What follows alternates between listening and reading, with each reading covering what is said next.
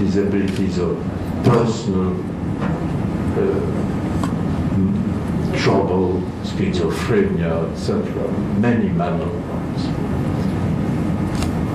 The word of the expert psychiatrist is that decisive. If the experts come and say, he acted conscious of what he was doing,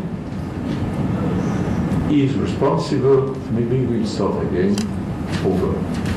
If on the contrary, he says, oh, this is a sick man, and you, at the time of the crime, he was out of control for many reasons, and then it brought these illness which I mentioned, then the decision in reality is rendered by the psychiatrist, not by the judge, and certainly not anymore by the representative, the public minister, the prosecutor, or the defense. Is the psychiatrist.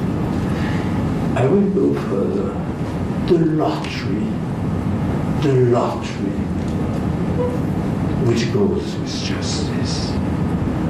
Example, if in this county, and I have lived that through myself, 15 days, 3 weeks before, in this country, there's been a wild crime, which has naturally horrified the public. Jurors come. The chances of having a death sentence are far superior to the ordinary current life, when it appears as a very rare exception. And to end up with so many external factors who come to make, as I say, in that capital cases, a lottery. You have the question of the talent of the ones who take part. I mentioned in the United States the importance of having a dream team. Dream team means first-rate lawyers. If you have a first-rate accuser, the balance is equal.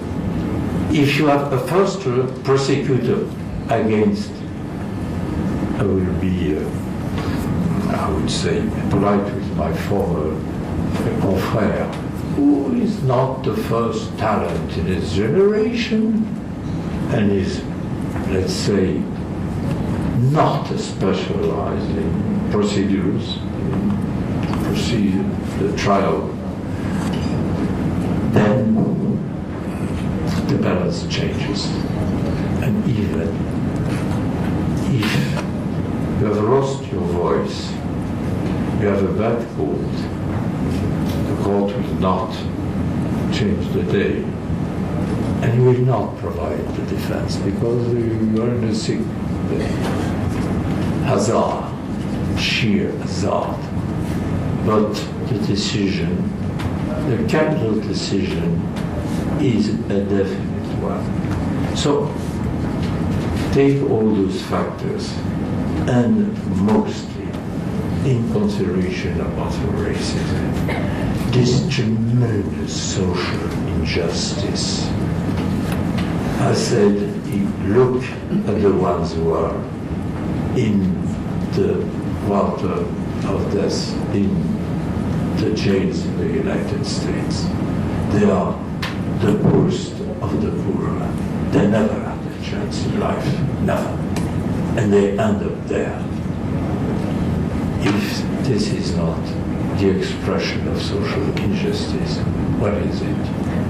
Where and when have we seen the son of a famous industrialist, a great banker, a well-known lawyer, in the quarter where you have the people sentenced to death?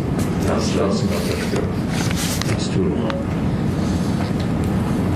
Okay. I'm sure you want me to conclude. I will with pleasure. Listening is always better than speaking after a certain age. So I shall conclude and tell you. I've mentioned the states, one after the other, abolishing the death penalty. None of them re-establishing the death penalty. I have mentioned this international convention, the international justice. And at the very end, I mentioned the reality, not the philosophical discussion, but the reality of the deep unfairness and inhumanity of death penalty. And above all, keep in mind that, as you say, life is not in our possession. We are all sentenced to death, all of us. It's only a question of time. Therefore, we do not have to take the place of the fate of God. I shall not pronounce on this side. That's